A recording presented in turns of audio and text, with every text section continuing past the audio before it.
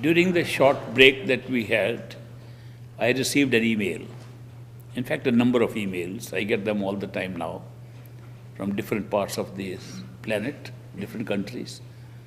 One email I got during this break was with reference to this song. So I said, appropriate that this song be sung again so I can deal with that email. The email said, in this song, it says, whatever you ask from a master, he will give it to you.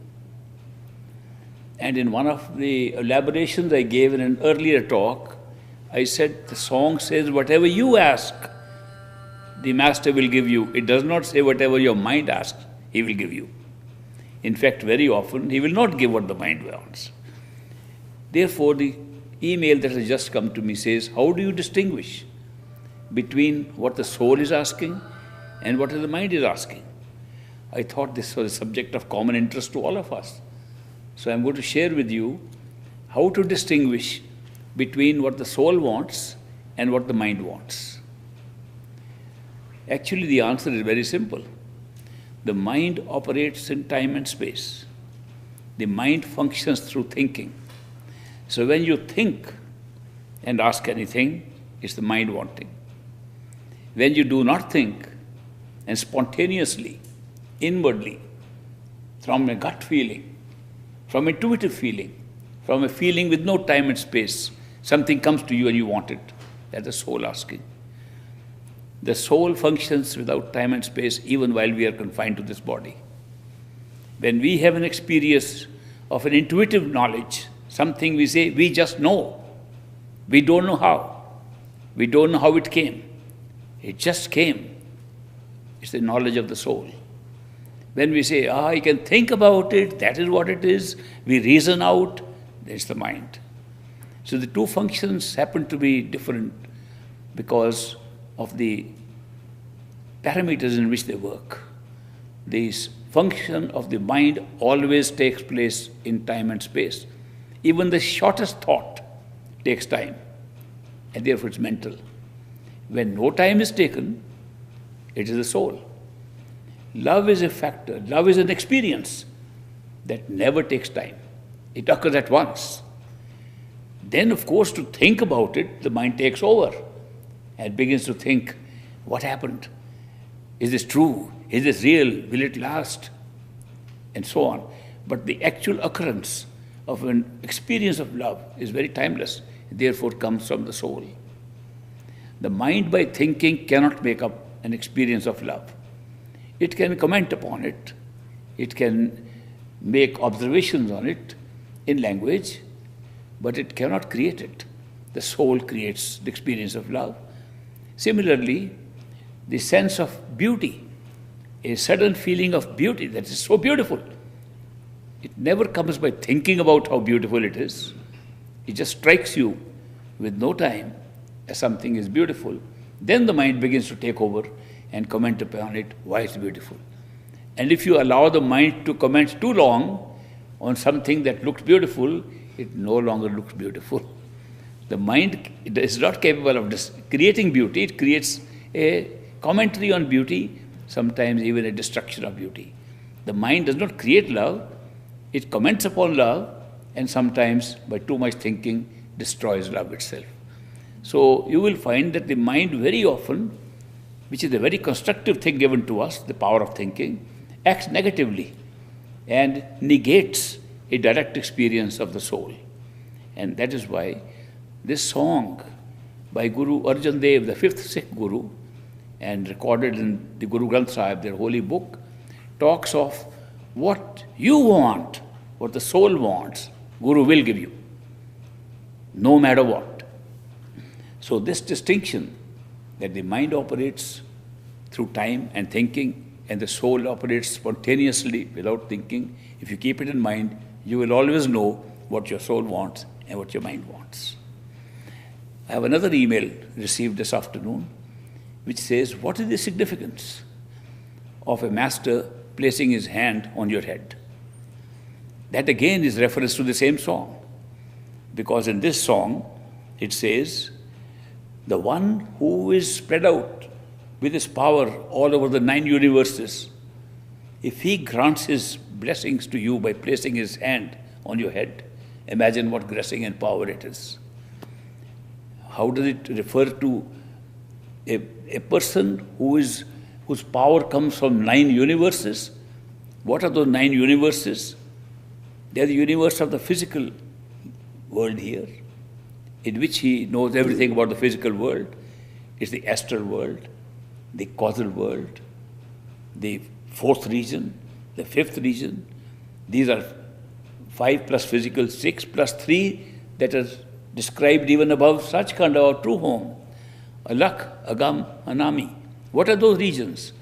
Those are not regions traversed by the soul. That is why they are not very often mentioned in our description of what is the journey back home. There's a journey back home stops at Sachkhand, our true home, where we merge in totality, where we become one with the Creator. Then what can be beyond being one with the Creator?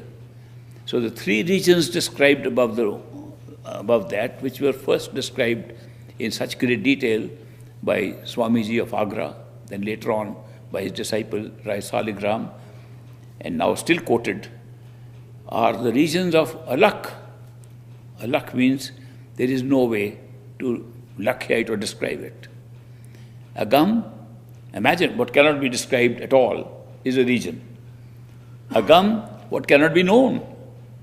You can't even know it. What kind of region would it be that you can't even know it? And the final 9th region would be Anami, which cannot even be named. You can't even say what it is. So those regions are regions from where the totality of consciousness draws its power and uses those models for creating all the universes right below. Those regions are not traversed by individuated soul. Those regions are traversed by the totality of consciousness as 3 different ways to create the seeds of all creation below. So that is why it says a perfect living master who is sitting with us, who has traversed the 9 regions, 9 universes, with that power over 9 universes, that man in an ordinary form puts his hand on your head. It's a blessing of great import and very important. In the same song, it says, Kantalai, if he gives you a hug, he destroys the evil things that you did and destroys a lot of your karma, which arose from the perverse things that you had with you, which means it's the very easy and effective way to destroy a lot of your karma. So it's a very rare event also. And do not underestimate the power of an ordinary human being who just touches your head, who just gives you a hug. It's not that simple like any other embrace or any other putting of the hand on the head. So I'm going to give the same reply to these gentlemen who wrote to me from the other side of this universe. And so, other side of this planet, I mean, not the universe, of this small planet. On this small planet. There are many planets too. I might add that we are a very small speck of creation. This planet itself is so small that 1 million planets of like ours can fit into one solar sun that shines on us. The sun is so much bigger. One other planet, Jupiter, is so much bigger than us that it's hard to see us if we sit on Jupiter. But we can see Jupiter.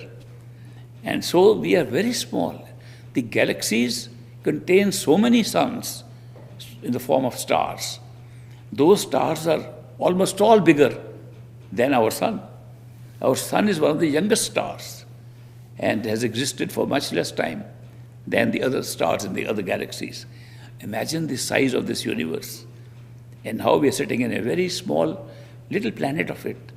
And we think not only the planet is big, we think our land is big, our homes are big, our property is big. I've got a big mansion. I've got a big, huge limousine car. We compare these sizes here in terms of the size of the universe. We are very small specks. And yet, in the very small specks, we carry a small body even smaller than these things we make with our own hands. And in a small body lies the vastness of not only all the galaxies, but all the higher regions that we can traverse. They are compressed and put into a head, into a small space within the head, behind the eyes, above the eyes, that contain all that is created outside and much more. So do not underestimate the wealth that lies inside this physical body. It's immeasurable. Everything that you can ever imagine exists inside the body. Everything that has been experimented upon by the Creator is all in there. Everything that will be experimented upon by the Creator is already there. So you will understand that in the Creator's language, the past and the future are the same. Because He creates the past and the present and the future at the same time, all at once in zero time. And then we are given the opportunity to go on an adventure, get a mind, then the mind spins that total experience into past, present and future. And we think that time is flowing in one direction and the past is one that's gone, can never come back. Future is something we don't know where it will come, what it is holding, we have no idea. Actually, time is not flowing. We think time is flowing. From the future, events are jumping into the present, we immediately experience them in the now, and they slip into the past. That's how we are experiencing it. That is not true. If you go to a higher level of consciousness and look down upon time, you will find time is static. It's not flowing at all. All the events that can possibly happen or have happened are already painted right on the time. And they're all located right on time. We are time traveling. Our attention is traveling on time, which is static. Our attention moves along the time frame and the events keep coming up into our experience. And we think time is flowing and we are steady. No, our attention is flowing and creating the events that we experience. So this can only be seen from another point of view, a point of view from where time can be viewed as a creation. Here we can't. In fact, we are so trapped by time. Time is the biggest trap created by the mind. Space is a follow-up of time. Space cannot exist if there is no time. Because space means here and there. If there is no here and there is no space. And here and there cannot take place if it is there from now and then. Therefore, time is the creator of space too. And the space-time continuum creates everything that we are experiencing here. So the big trap is not of thoughts or of the other functions of the mind. The biggest trap is the creation of the time-space continuum by the mind. And that holds us here. We cannot imagine anything beyond it. If we say, okay, let's see time. Once upon a time, time was created. What was there before that? There's no way the mind can imagine a timeless state. The time must have occurred in time. Similarly, space. Let's go to an infinite edge of the space. What is beyond that? The mind cannot think of anything except other emptiness or space. Therefore, the actual truth and reality is beyond the possibility of knowledge of the mind and exists in such a compact way that unless it is spelt out by the mind sitting here in a human body, using a human mind, we cannot understand it.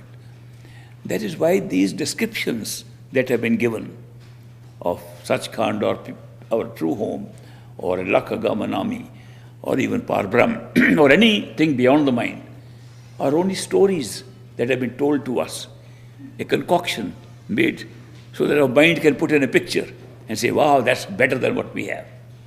It's just an incentive creating device to create a story and a description of something that cannot be described.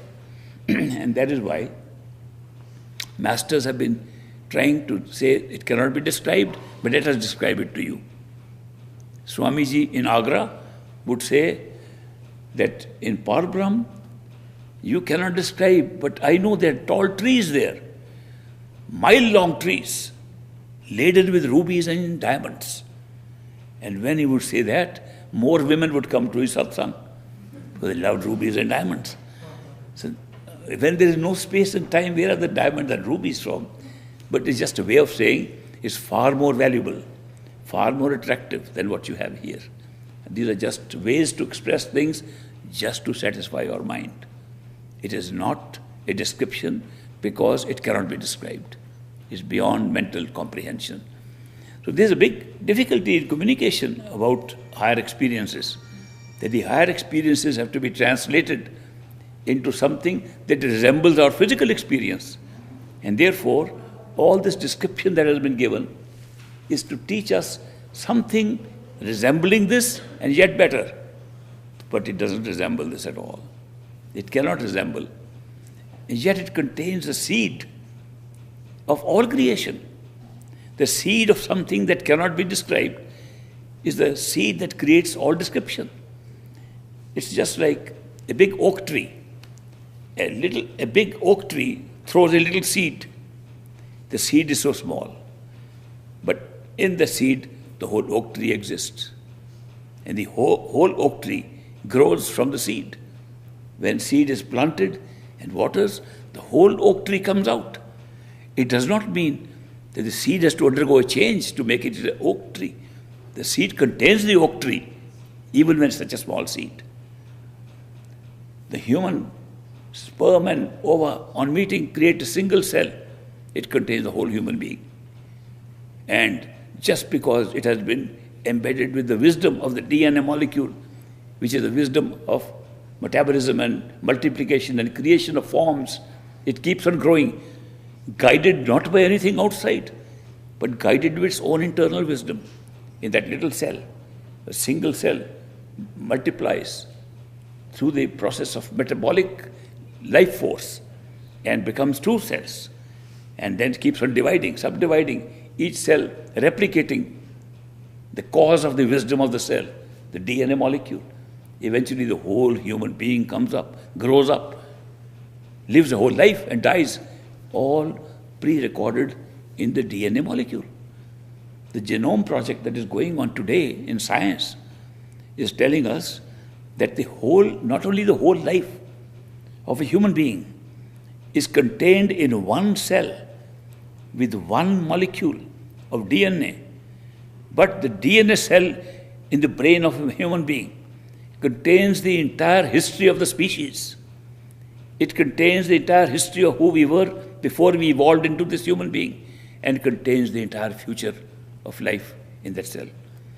This is not metaphysics, this is physics, and this is biology now. This is how they are finding out how things are pre-recorded. Today, a human cell on examination for DNA molecule can even tell us when we will get sick, when we will become a smoker. We thought smoking was a bad habit. How could it be recorded before birth? They have been able to match that those who become smokers, their DNA molecule contains that sequence already. And it also shows at what age they will become smokers. Who could imagine that what we thought was acquiring a bad habit of smoking was predetermined in a little cell? The DNA molecule is a representation and is a reflection of something that exists inside us. It exists in the causal plane. In the causal plane, everything is contained in the records from which we pick up a destiny. And actually the DNA molecule is merely a reflection of what we call the Akashic records or Akashic records, which contain the whole DNA and every history it will contain hereafter. So you will see that the seeds of all experience have been created in timelessness and spacelessness. The seeds are so small that they have no dimension. And yet when they sprout, they create through the mind a time and space sequence, and we see the world as it is. Looks like a tall story. Maybe it is a tall story unless you go within to the causal plane and see it happening. That is why these perfect living masters say, the spiritual path is not a theory, not a philosophy, not a religion, not a ceremony, not a ritual. It's an experiment. It's an experiment into truth of yourself. It's an experience. Sant Mat, or the science of the soul, or the path of the masters, is an experiential adventure, and it's nothing to do with religion or nationality, color of the skin, age of the person. None of these things matter. The spiritual path has been built into us before we were born. It is built into us before our sensory systems were born. It was built into us before our mind was born. It's built into us before our soul was born. It's come from the plan of the totality of consciousness, and that works its way through all these forms we have taken, and we are sitting here today in a form where we are still connected with this whole process of creation. We are sitting in a form with a head, with consciousness, with wakefulness, with awareness that can lead us, track us back to the whole process through which we have been created. If this is not the greatest miracle, show me another one. The greatest miracle, this whole process of the seed sprouting and creating this whole universe for us, all exists pre-recorded right inside our consciousness, right inside our head in a physical body. The physical body is the most wonderful thing I could ever imagine in this created universe. It enables us to find everything we want to find. All the answers to all the questions lie inside us, and we can get them just by going within. But we don't go within. We want to discuss things outside.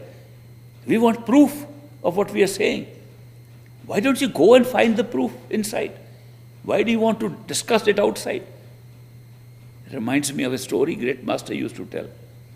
Once upon a time, an intellectual professor was walking in an Indian field, and many fields have wells, and they don't have a parapet wall around them. So sometimes, unless you see there's a well, you can fall into it, especially if you're absent-minded. And they say professors are generally absent-minded. They are so busy with their own thinking. They think too much because they have to teach. They are thinking all the time. And in thinking while that professor was walking, he fell into the well. The well, fortunately for him, was a shallow well. He didn't drown in it, but he saw a lot of water around him. And he moaned and groaned, where have I fallen? And a man who was walking outside, he heard the moaning and groaning of somebody who has fallen into the well. He came, he said, don't worry, friend, I will bring a rope, and I'll hand over the rope to you and pull you out. So the man goes to bring a rope, and the professor thinks, how can I trust this guy, that he will pull me out? So when the man lowered the rope, he says, before I catch the rope and come to you, first tell me why I fell in the well. Then you explain to me that you will pull me out. Tell me, why should I believe that if I hold the rope, you will pull me out? How can I say, it might that you might drop me down halfway up? When I'm holding the rope, you'll drop me again. First prove to me that you are going to pull me up. Prove to me. And the man with the rope who's trying to help him says, please, can't you ask all these questions once you are outside? Why you fell into the well? What happened? Don't you think it will be better to first get out of the well? No, I will not catch the rope unless you answer all my questions and prove to me.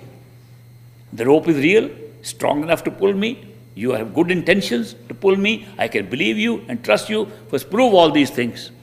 Otherwise, why would I hold the rope? He said, all right, stay in the well. I am going. This is our state. Here we are trapped in the well of a physical creation. And here's a physical body of a perfect living master coming as a friend saying, I can take you out, take you back home. First prove that you are competent to do it. First prove there is something outside. First prove, why did I fall in here? That's the kind of proof we are always asking. And we stay in the well. Some people say, we are ready when we get all the answers to our questions. And they question, and they question, and they question, and then they die. Then they're born again, next life. And there's an inkling in them. I think we are seekers. We have been seeking all night. But the mind says, first get your answers. First ask for proof. Here is a path, the spiritual path of the perfect living masters. Says it's experiential. The only leap of faith needed is to step and practice and experiment. If it doesn't work, give it up. If it works, you will know the truth. It's not something that we are going to pour into you or pour wisdom into you. It's already there. You just have to go within your own self and find it. It's not something lying outside. And yet, we want to argue, we want to be skeptical. There is nothing wrong in being skeptical. There's nothing wrong in having a doubt. But the doubt can be cleared if somebody says, go see behind the wall what is there, you will know what is there. They say, no, but first I want to guess what is behind the wall and try to explain how do you know what's behind the wall? What are your credentials? And you keep on sitting and arguing when he's saying, look, the pathway to the other side of the wall is right here. Why don't you just go and have a look, have a peep for yourself? No, first you describe. How do you know there is something behind the wall? It's our state.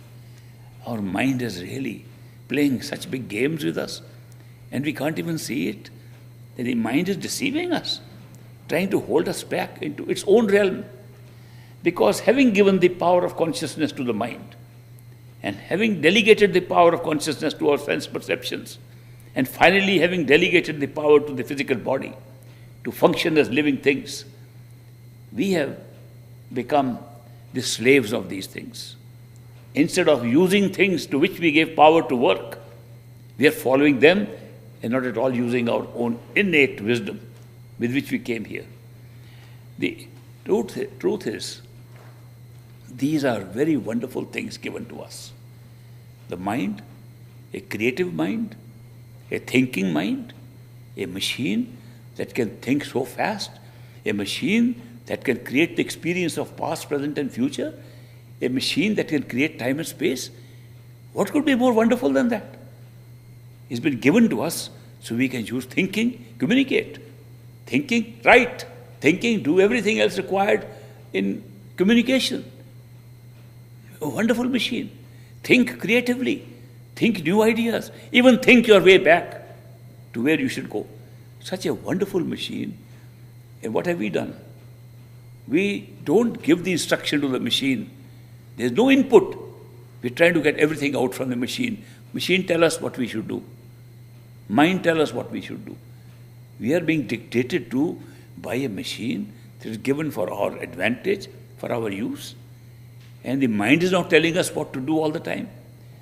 Naturally, if you empower a machine with so much power and say, my intelligence is now your artificial intelligence, you use it, and you become a slave of the machine will try to hold you in sway all the time, because that's its lifeline. You have given it life, it will try to survive. Every living thing tries to survive, the mind tries to survive. You give it a life, it has no life of its own. The life given to a mind is given by the soul. Soul is the only conscious power that can make the mind start thinking. Soul is the only conscious power that can make the senses work. Soul is the only conscious power that can make a body alive, physical body, and make it run around and do things that it does. And yet, we being the soul, having empowered the mind, the senses and the body, have become slaves of these three. What has happened to us? We should just look at it and say, I must regain my power back because I'm not being given good service by these servants of mine. I was given some servants to serve me, and I have started serving them. It's time to reverse this. I should take control. I will tell the mind what to think. I will tell the mind what to imagine. I will tell the senses what to observe or not to observe. I will tell the body what to do. Let me take back my control because I am the one that gave it all the power. We should be able to think the truthful fact like this. And if we do that, if we take control and we are able to tell the mind what to do, it doesn't mean we don't use the mind. We are not running away from the mind.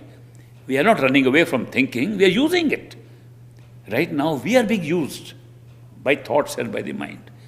So this revelation that comes to us with the help of a perfect living master really starts reversing our role, and we start getting in control of the things that were given to us. These are so beautiful gifts given to us by your Creator. The gift of the mind, the gift of the body, gift of sensory perceptions, which make the whole world alive. And instead of using them, we are being used by them. So, it's good to know this basic fact, that we are not these covers. We are the soul. These are covers given to us. They are very valuable. They are very good. Use them. Use them for adventure and fun. Don't use them for getting pain and disappointments for yourself. Don't use them for saying, oh, I've lost something. You never had it. Don't say, oh, I broke off a relationship. It never was there. You created, predetermined to break it, to see what real love is. The whole thing was done in a very different way, for a different purpose. And now we are moaning and groaning over something which we ourselves are doing because we have become slaves of things that were supposed to serve us. So let's reverse this process. And you'll see this reversal can start even with the help of the intellect. It can start even with the help of the absorption of the truth, by whatever we have in the physical body, without ever stepping inside. Let's start from there. If you find it difficult, start from there and see the effects of it. You'll see immediately when the role is changed and you are in control, life will change. And your impact on life and life's impact on you will change. So I would like to open this floor to questions and answers. But I want to say, I visited London recently. And it was a very beautiful experience, the love and devotion of people I had never seen. And all of them had seen me, and I had never seen them. How can that be? Electronics, YouTube. So they knew me electronically, and I knew them physically only on this visit. I was very happy to see them. And then one man in that audience came from Mauritius. He actually came from Reunion Island, which is just next to, it's a French island, next to Mauritius. He came and he carried a song on a DVD or a CD with him, which was a song in Indian language or Pakistani language, in Urdu and a certain type of Punjabi spoken in Pakistan.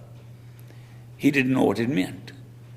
So he gave it to the hostess of our London visit, a girl named Anju. And she played it out and said, this is meant for Ishwar Puri, send it to him. So after I had returned from London, she sent the song to me.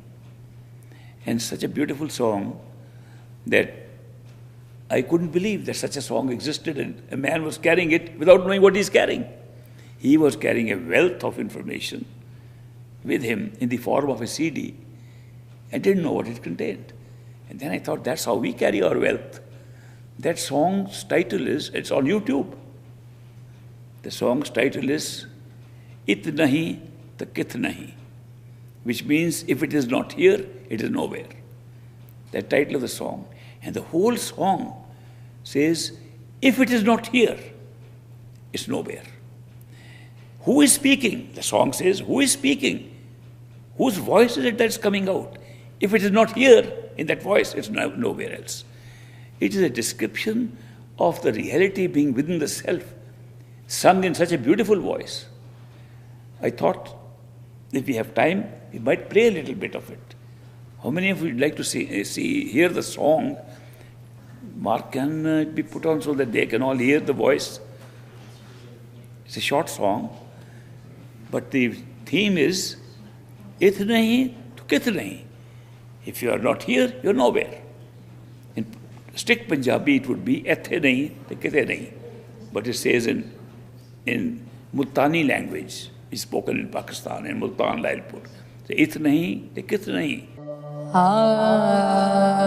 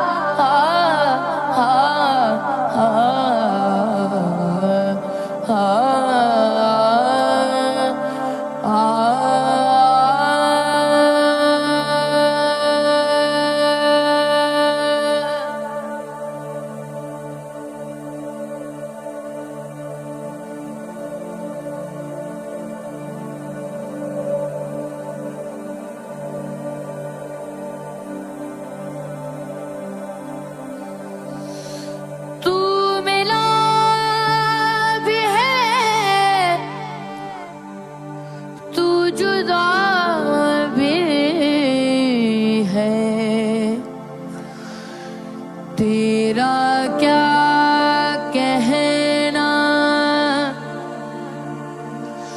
तू सनम भी है, तू खुदा भी है,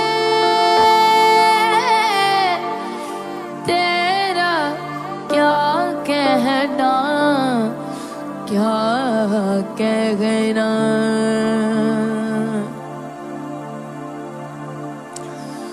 इतने ही थे कितने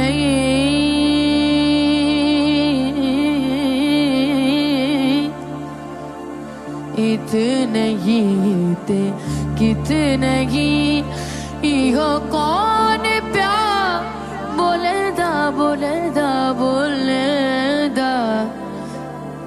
इतने ही थे कितने ही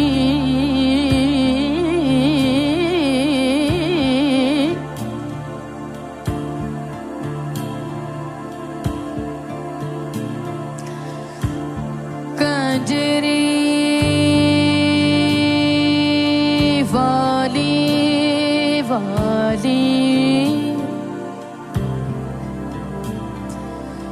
कंजरी वाली सूरत बन के बन के बन के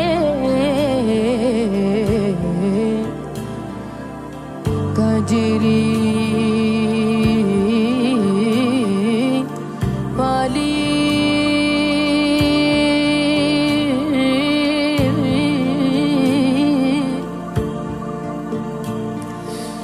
कंजरी वाली सूरत बन के सचल नाम सदेदा सदेदा सदेदा सदेदा।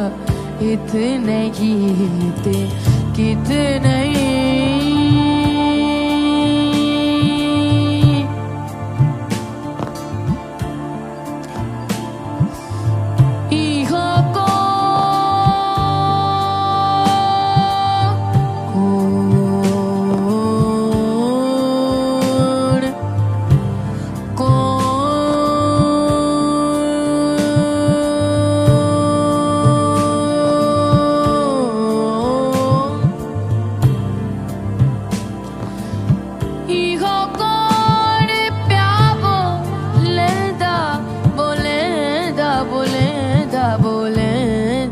जी। इतने ही तो कितने ही इतने ही तो कितने ही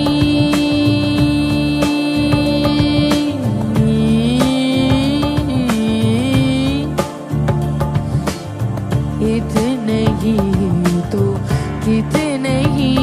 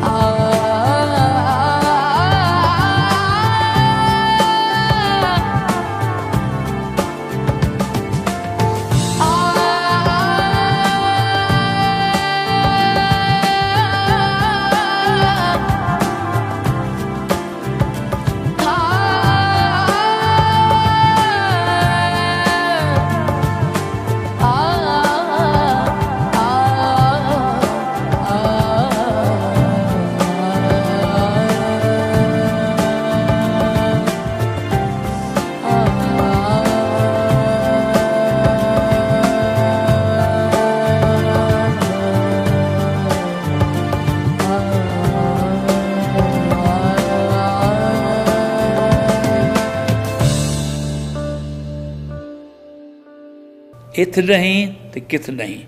If you're not here, you're nowhere. The only place where the Creator resides, where God resides, is where we reside in our head. He's nowhere outside. All things outside are our creation. All things are created by illusion.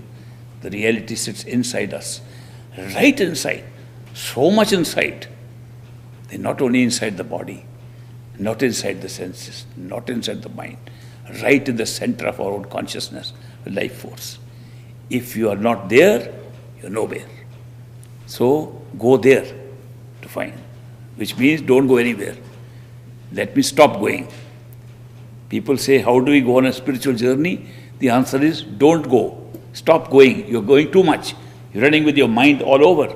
Stop running. Just get back to where you were, and you'll find the truth where you are, and who you are, and who is God. You'll find everything. Any questions for a few minutes that we have? I notice there are no questions. There are two reasons for no questions. One, they all understood what I said. Second, it all went over their heads.